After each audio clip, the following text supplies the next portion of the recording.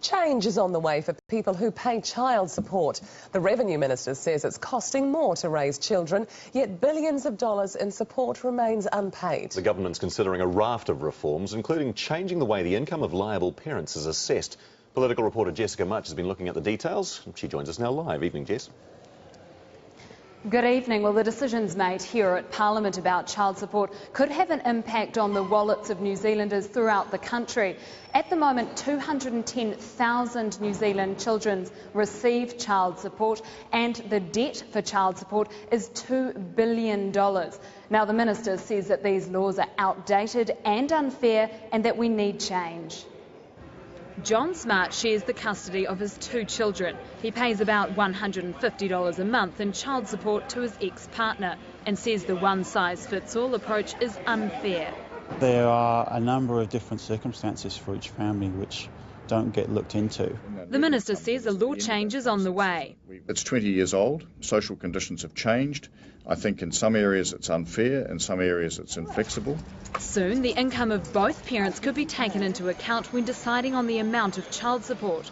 Right now, the earnings are only assessed for the parent liable to pay support. In some cases, it is taking too much off the contributing parent.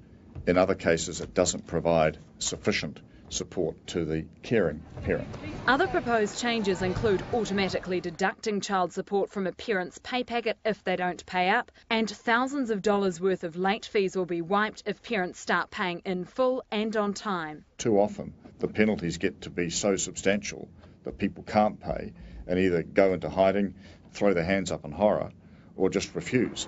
That's a situation Cindy Martin faces. The mother of three says she hasn't received any child support for 15 years. If they did pay it, that would help heaps. But yeah, in these times it's hard. She says fathers should be chased up. The kids are getting older, they demand more, labels, they want all this and that.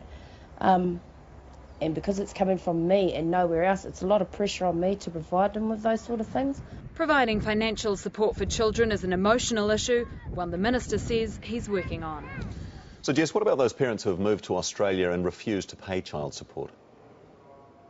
Well, the Australian government and the New Zealand government are already working together on this issue, but what they're going to try and do better is tracking New Zealanders once they move to Australia, because once they move there and move house, it's very hard to track them down and force them to pay up. Now, what's interesting here is from that $2 billion in debt, actually a quarter of that is from parents living in Australia.